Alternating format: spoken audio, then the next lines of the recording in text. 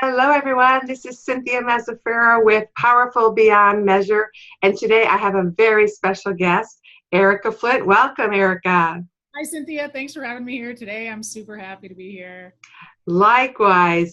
Well, let me tell you officially about Erika's background, and then we'll get into the nuts and bolts of what we think most about in our life, and that is how we present ourselves, our weight, our body image, and what's actually underlying causes of that impact we have about ourselves.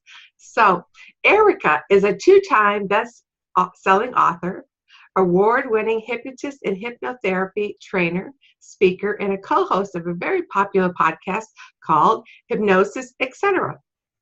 Erika was designing software for the high-tech industry for over a decade when she realized how interested she was in the most powerful computing device available, the human mind. Now she helps people reprogram how they think and feel to lose weight and keep it off for the life without the struggle using hypnosis. She lives in Bellingham, Washington with her family, including 3 sweet cats and a delightful rescue dog who loves to play soccer. So welcome, Erika. It's a really delight to have you here today. Yes, thank you for having me. It's great to be here. Yeah, I really am so excited about your book, number one, which is absolutely great. Do you have a copy you can show everyone? Oh, of course, yes. Here it is. Yeah, isn't that great? I love it that you have the brain there and what goes in, what comes out. And it's kind of like, for people who are medically oriented, your brain has lots of fontanelle and suture lines. But the way her book shows a book cover again, real quick, it's kind of like cut down the middle. And, I think it's so important because it's either we like it or we don't, what goes in. And it's just a really great cover that grabs your thoughts and realize the struggle that we're always having with ourselves. So let's get a little bit into this. So have you always been a hypnotist and hypnotherapist? No, as a matter of fact, I've been interested in the mind since I was a very young kid. As a matter of fact, I had been programming computers for a very long time, and there's some overlap there. I was always curious about how the mind worked and emotions and all of those things. And I started programming computers when I was about 5 years old. Wow. Yeah, and then I got into that after, in college, and I went to Silicon Valley and worked in Silicon Valley for almost 15 years programming computers, which was it was a great company, great people, loved the work, loved everything about it. But at some point I realized there really was something missing, and it was, something that was really being fulfilling, something more fulfilling for me that I really desired and really wanted. And so that's when I started looking for something more.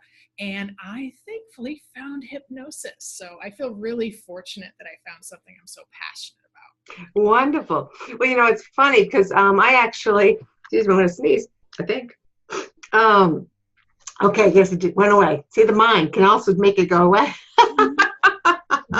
Very powerful. It is. And ironically, I often tell people to get the mind out of it and to find the power within ourselves, more the intuitiveness, the spirituality, connect with that wisdom, because our mind can be so controlling in a negative way. Very rarely does our mind say, you're so awesome. It's usually the other thing. Your image isn't good, you're not loved, and this and that.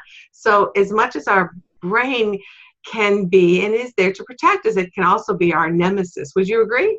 Absolutely. And that's why, since you brought up my book, I want to point out this little part right here, which is the heart. So this is a heart-centered approach. And I think it's really important because a lot of the work, what I do with people, is they'll come to me and say, Erika, I know what I'm supposed to be doing. I know I'm not supposed to be eating this food. I know I'm supposed to be doing these other things. So they know it in their mind.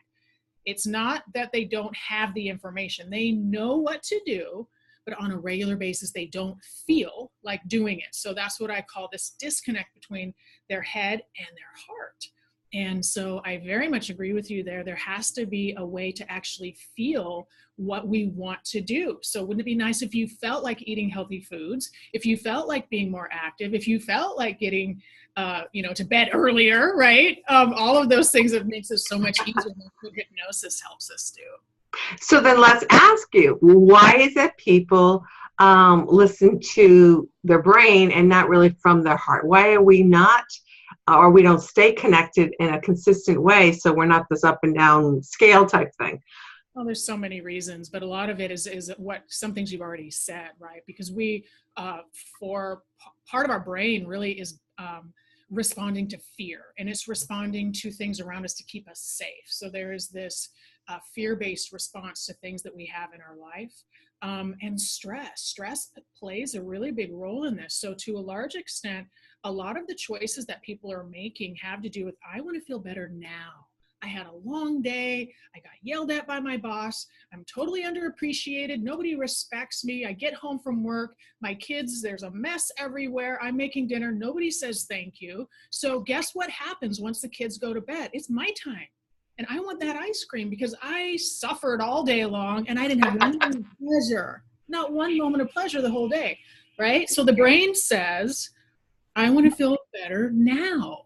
And so it chooses something to feel better now instead of something that's more of a longer term approach. So you have kind of like you have the amygdala, the fear-based response part of our brain that says, I just want to feel better now, right? So that is the primitive part of our brain that we soothe with things like music and food, sugar. And then you have the prefrontal cortex, the executive function, the kind of newer, smarter part of our brain that says, no, please don't have that ice cream again. You've gained 10 pounds in the last year and you feel terrible about it. Or you can start tomorrow and eat better. Go ahead and satisfy yourself now. Well, and that's what happens really, because we don't necessarily get to experience the benefits of weight loss immediately. So if you went to the gym and you actually, you could leave the gym and you could see that you've lost an entire pound in one day, and perhaps you could even see it somehow, that would be a lot better for people, right? Because now they're taking the results closer to the actual experience. But we don't feel bad for eating too much until much later. And that goes along with, we're talking about weight here, but that talks about even life. We have a passion. Let's say we want to create a new business, or you want to go on a hike, and we don't know where that hike is going to take us. And because we don't know that final destination, what it's going to look like, how is it going to be viewed, your success with it, sometimes you never start off on that hike. And the same thing with that diet, and you maybe have lost a lot of weight and you put it back on 3 or 4 or 5 years later. It's like, oh, I've done this before. I got there, but the results weren't happy. But is there really more of an underlying reason, which I think we're starting to talk about here? Those self-limiting beliefs, those persistent things that we experience within ourselves. This is not just we want to be satisfied this moment. There's an underlying energy to it. Do you think there is that there? Oh yeah, absolutely. I think to a large extent, a lot of my clients have an underlying feeling of not being good enough, of being picked on, of being bullied, of not deserving, of feeling better, of having a sense of always wanting everybody else in the room to be happy first, right? A typical mom response, wanting to take care of everyone in the room first and never taking care of themselves to a large extent. So a lot of those components are definitely a part of this. That and the interesting thing is people aren't necessarily connected with that idea. So it's not like they're necessarily sitting there in their mind thinking, I'm not good enough for this. That's not the problem. What's happening is that they're sitting there and they're stressed and tired from the day, or somebody was mean to them, or they got cut off, or they got a ticket, or they can't pay their bill.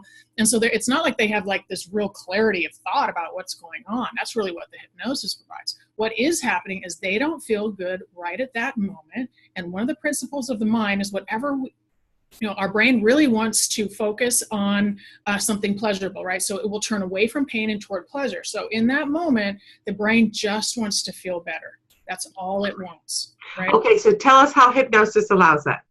Well, hypnosis does a lot of things, but one of the things it does, and the two primary things that I help my clients do, first of all, it gets rid of that underlying root cause. So it gets rid of that emotional component. Sometimes it's an old emotional component. Maybe it had been there for a long time. Not always, though. But at any rate, it's been reinforced over time, right? So there might be something, let's just say, for example, you were picked on as a kid and made you feel like you're not good enough or you don't fit in. Something wrong with you, maybe, you know, you didn't make the cheerleading squad, or you didn't make the basketball team, or something like that, and then you don't feel good about yourself, right? Well, then later on something else happens and it just kind of reinforces the fact that you don't feel good about yourself, and so you start to have this belief that you're not good enough or something like that, right? Now, years later, you're at work and the same type of thing starts to happen again, and it just reinforces that old belief. You don't necessarily connect it to that time when you were a kid, but it's still there. And as a matter of fact, it amplifies that feeling. So the feeling that you have is greater than it would be otherwise. So it feels overwhelming. So we get rid of that underlying root cause, first of all. And what happens is what I found with my clients too, and I talk about my book, as well as what everything you just said, but also is that by allowing yourself to have a poor self-image, you know, whether you physically are changing, you're not taking care of yourself, it's a reason that you can then blame for not feeling good about yourself, or not getting that raise or getting that promotion. It's like, see, that's why I didn't get it, because I didn't present the way they wanted to see it. So it kind of like validates your self-perceived of not what's happening in your life. You don't have enough love in your life. You don't have that partner you want.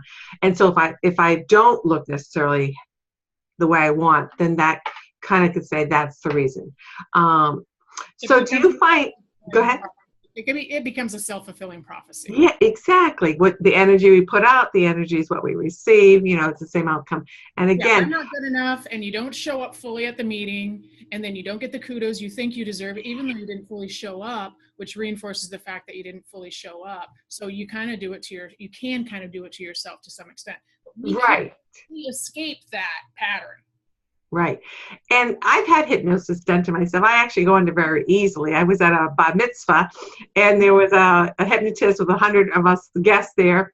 And he ended up having us, about 20 of us that were hypnotized. And we were riding make-believe little stick horses around the thing, and a motorcycle hitting the horse. And so I went under very easy. So, and I've also been to a hypnotist for weight loss. It just happened to kind of do you want to try it? I said, sure. And for me, it was, I didn't use it like for a weight loss program. It was just kind of a spur of the moment. Someone said, would you like to? This was many years ago. And after the session, it was more that I didn't necessarily crave the food as much. But I don't think his approach was one that addressed the underlying emotional cause. So I'd love, if you want to share a little bit more about how you do that during your sessions, I think that might be helpful for our audience.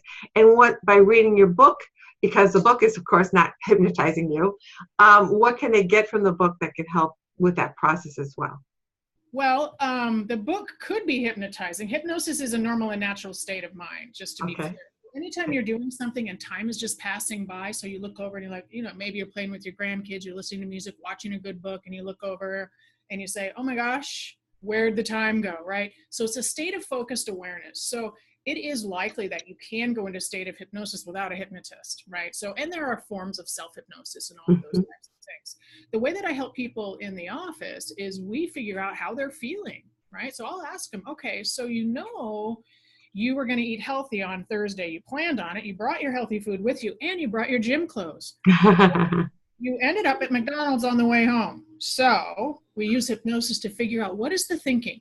What is going on? How did they go from thinking and knowing that they wanted to do something? What transpired in the middle there? And what comes up is usually something along the lines of, I got yelled at, or I felt bad, or somebody said something to me, and the first thought that came in my mind is, I need McDonald's. And before I knew it, there I was at McDonald's. There's a trigger. You know, there's some stimuli, a catalyst that takes you back to that old patterning and behavior of, you know, whatever it is, smoking, alcohol, eating, you know, really any of those vices are self-satisfying in some way to soothe you.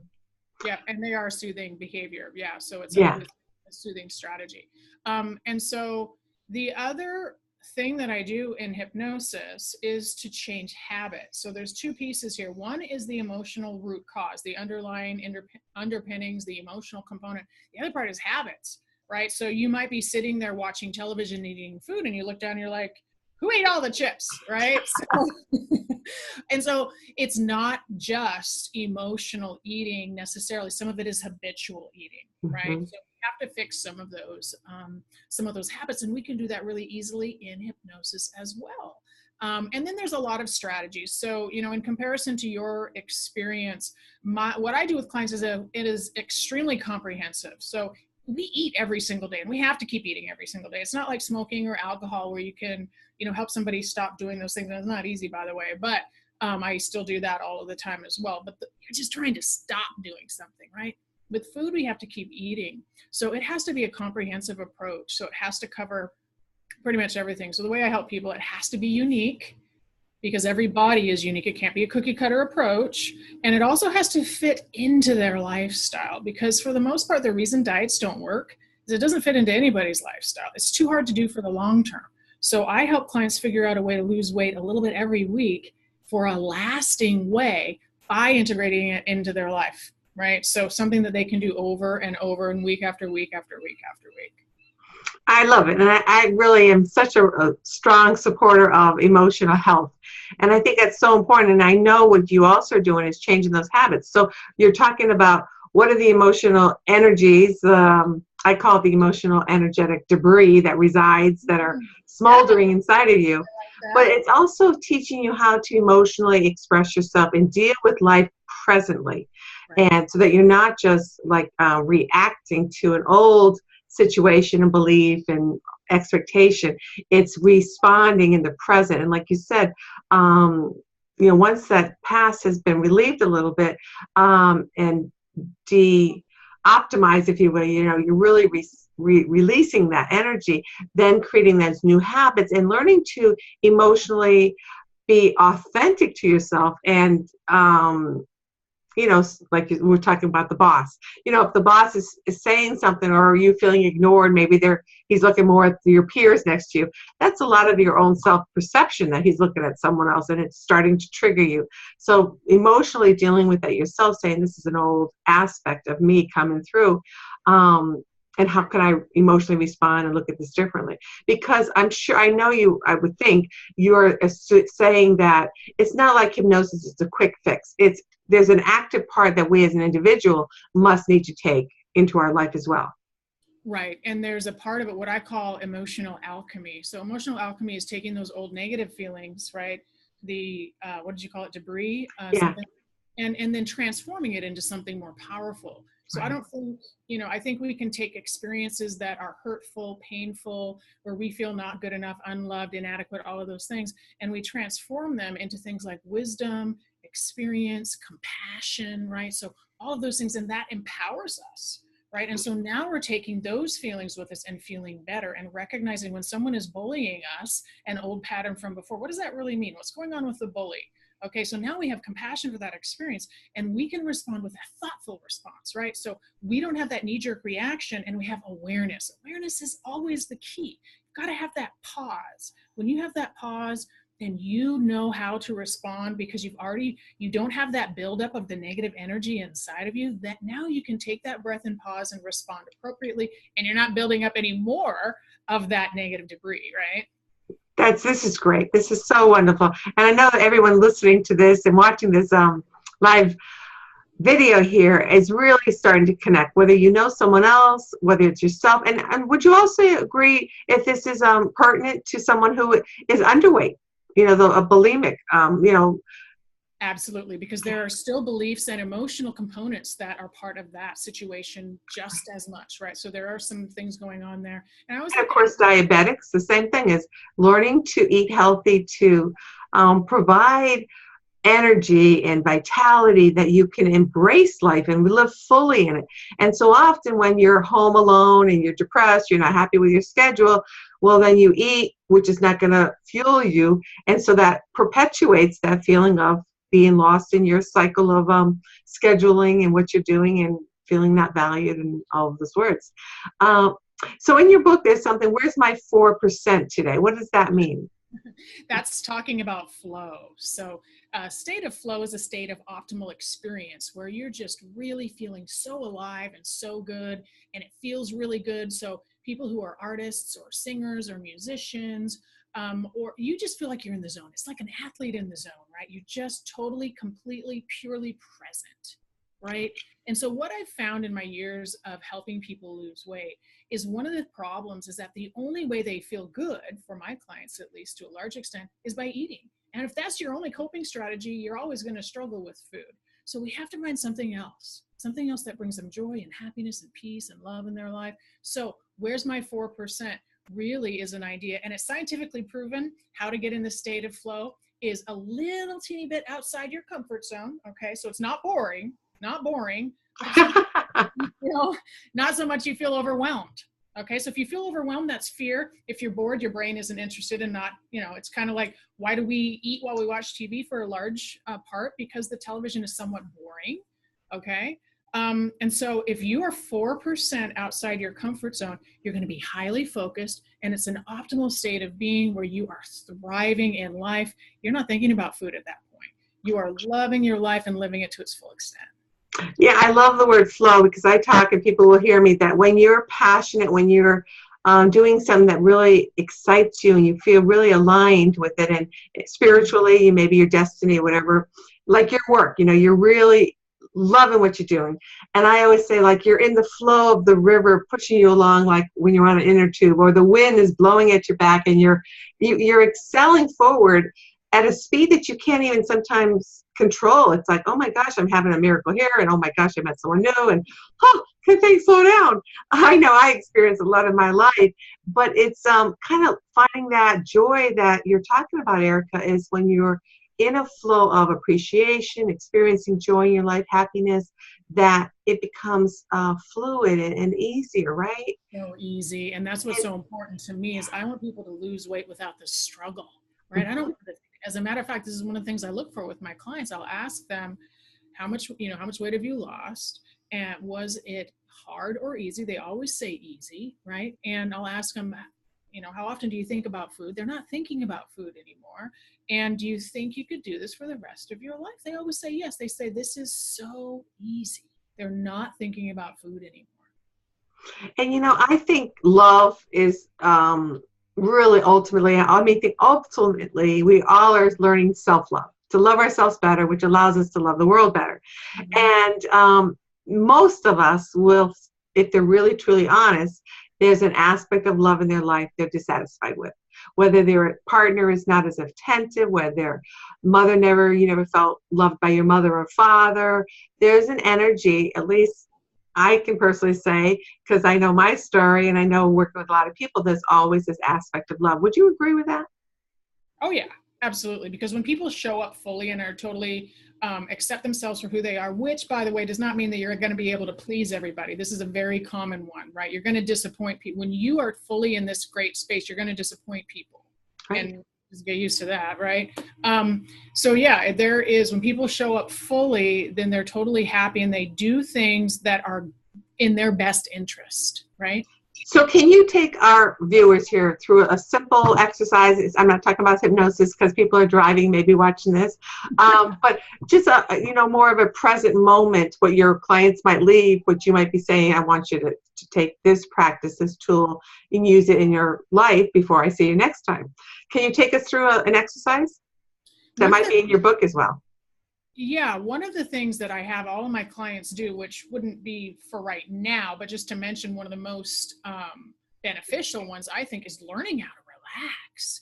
The world that we live in now is so high strung, and the expectations on individuals, children too, right? The expectation is just so enormous. So what I find is that it's hard for people, they're having caffeine, tons of caffeine in the morning, sugar in the afternoon to get them through the day. Then when they get home, they're having beer or wine at night to unwind. So we're kind of drugged all day long with caffeine, sugar, and alcohol in the evening, right? So the ability to learn to relax is so important, because if you can relax all on your own, and by the way, hypnosis has been shown in studies to help people relax 3 times more quickly. So I could do a 20-minute hypnosis recording and it feels as if I've been sleeping for an hour, right? So I have a hypnosis recording that I like to give everybody. And you know what? That's great, Erika. I'll share it with you, and then you can distribute that so people can get it for free. It's 12 minutes. Okay. Wonderful. So I will provide everyone a link. Erika will give it to me. That's so nice of you. And it's, like you said, going to be a 12-minute hypnosis session of relaxation that you can listen to, and I will provide that for you. Thank you, Erika. That is really awesome. You're welcome. Yes. So, and again, anyone that wants to work with you, you're in Washington, so they can. And where can they find you on your website? Oh, they can find me at erikaflint.com is probably the best one. ERIKAFLINT.com. They can find all of my stuff there for training or sessions. I do lots of remote sessions. So I work with people all over the world, not just in the Bellingham area. Now, do you do it through Skype and Zoom then for the hypnosis? Yeah. Mostly through Zoom, yeah. Okay, great. I love Zoom. That's what we're on right now too. So you can actually be far away. You don't have to have a little, it's your voice that's actually more hypnotic than actually a device. Is that true? Right. And it has to do with the client showing up in the right space and the right frame of mind. And so that's a big part of my job, that I work with clients to make sure that they're in the right frame of mind to do that. So clients come in at all different levels, feeling stressed, feeling ready to do this, having done it before, not knowing what in the world it is. And so that's part of my job, to make sure that they feel safe and comfortable and ready. So that's what I do, really. But this is exactly, though, part of what makes my book really successful in your life, and I'm going to talk about why it's successful in their life using yours, is it makes you also take action steps to promote this continuity, because no one can do it but yourself. So like even you said this, how are you showing up for your sessions? How are you showing up for living in this moment, watching this video? Are you present? Are you really hearing the information? Are you willing to make that commitment to yourself? Wanting to create this change in your life. Erika can't just do it, whatever the do it is, you've got to want to have it to be a change in your life, right? Right. Yeah. I mean, a hypnotist really works as a guide. Yeah. I kind of like open the door and I'm like, come on, it's over here. Health, peace, happiness, joy in your life. And then they have to walk through the door. Right. And I love the part about inner peace. I also talk about that a lot. I do Facebook Live feeds on this too, but it's when you find this inner peace, like you said, you're going to disappoint people, because it's a state of being for yourself and understanding that for my health, for my happiness, my joy, I don't need to take on their problems. I need to live in my space. I like to refer to it as your sanctuary, whether it's on the ocean, a beautiful rose garden, walking in a forest, your inner peace where there is just rest and vibration and energy and just the self-acceptance of love. And that's ultimately what we need to get to, each of us, right? Absolutely. And then we model that behavior for other people in our life who are struggling. When we're at 100%, it's much easier for us to help other people. So think about it.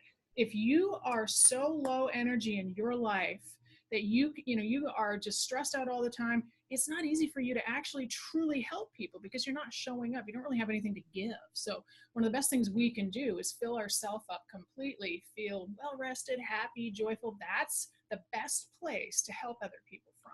But unfortunately, sometimes, Erika, we do find, I know you have clients too, that all they do is give, totally depleting ourselves, and because they're trying to fill themselves up by helping others. And that's not where it comes from either. By feeling self-satisfied in your own presence, then you can give more, so. And that's really an important aspect, and it's really up to the individual to understand. And this is where in the moment you'd be like, I would love to come to your party tonight, but I can't make it. I'll see you next.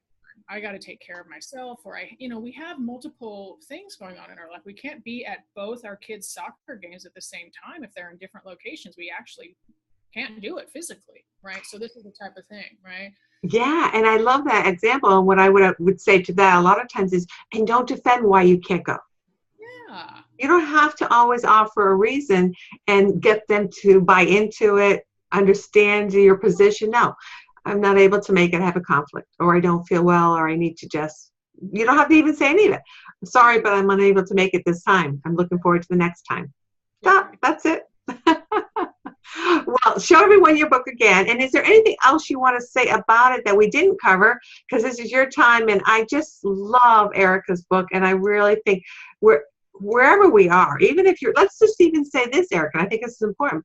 For people who really have optimal weight control, your book is still beneficial because it might be how you're showing up in your life. How emotionally are you handling stress and, like you said, going outside that little comfort zone, that 4%, to get into excitement and drive and desire.